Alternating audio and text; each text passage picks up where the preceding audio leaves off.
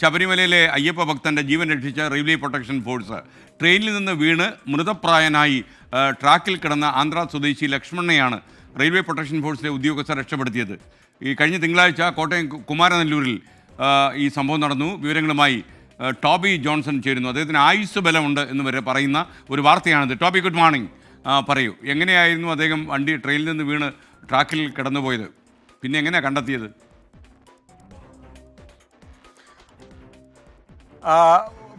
Cinema കഥ പോലെ പറയാൻ പറ്റുന്ന ഒരു സംഭവമാണ് SK. എന്തായാലും ഗുഡ് മോർണിംഗ് പറയുന്നതിന് മുമ്പ് ഒരു ശുഭവാർത്ത തന്നെയാണിത്.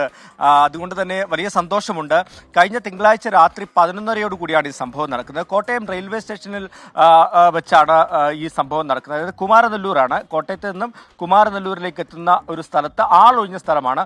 അവിടെ വെച്ചാണ് വിവേക് എക്സ്പ്രസിൽ നിന്നും ഈ 26 വയസ്സുള്ള ആന്ധ്ര സ്വദേശി ലക്ഷ്മണൻ താഴേക്ക് വീഴുന്നത്. അദ്ദേഹം ശബരിമല തീർത്ഥാടകനായിരുന്നു. ശബരിമലയിൽ പോയതിനു ശേഷം ചെങ്ങന്നൂരെത്തി അവിടെ നിന്നും ആന്ധ്രയ്ക്ക് പോവുകയായിരുന്നു.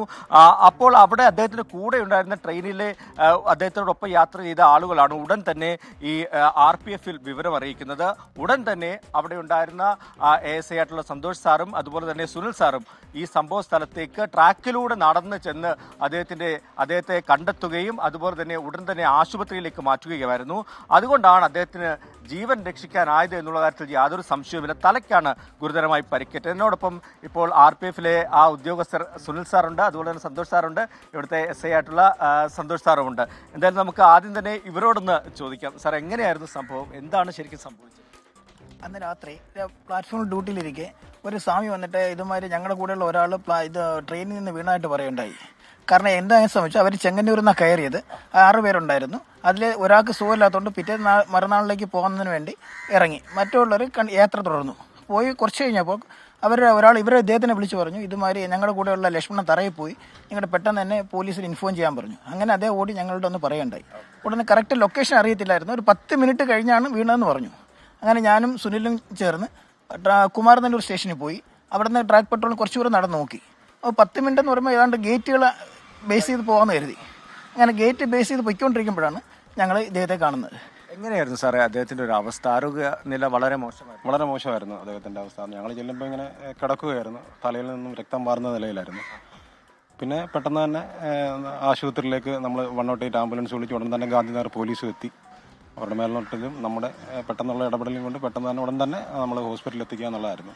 ട്രാക്കിലൂടെ ഏകദേശം ഒരു 200 മീറ്ററിലധികം നടന്നാണ് ഈ 2 ഉദ്യോഗസ്ഥരും അദ്ദേഹത്തെ അടുത്ത ഗേറ്റിലേക്ക് എത്തിച്ചത്. അവിടെ വെച്ചാണ് രക്ഷിച്ചത്. സാറേ, ഗുരുതരമായ ഒരു അവസ്ഥയായിരുന്നു. ഒരുപക്ഷെ ഇവരെത്തിയില്ലായിരുന്നെങ്കിൽ അദ്ദേഹത്തിന്റെ ജീവൻ തന്നെ നഷ്ടപ്പെടുന്ന ഒരു സാഹചര്യം ഉണ്ടായിരുന്നല്ലോ. അതെ, ഇവര് രക്ഷപ്പെടുത്തിയിട്ടുണ്ടായിരുന്നില്ലെങ്കിൽ തീർച്ചയായിട്ടും അപകടം വരുന്ന ഒരു സാഹചര്യമായിരുന്നു. ഇവര് കൊണ്ടുപോയില്ല എന്നുണ്ടെങ്കിൽ രക്തം വാർന്ന ആൾ, കാരണം തലയിൽ പുറകുവശത്താണ് ആക്സിഡന്റ് നടന്നത്. അത് കഴിഞ്ഞതിന് ശേഷം ഹോസ്പിറ്റലിൽ കൊണ്ടുപോയി അദ്ദേഹത്തിന് അടിയന്തരമായിട്ടൊരു സർജറി കഴിഞ്ഞു. അത് കഴിഞ്ഞാണ് ജീവൻ രക്ഷപ്പെട്ടത്.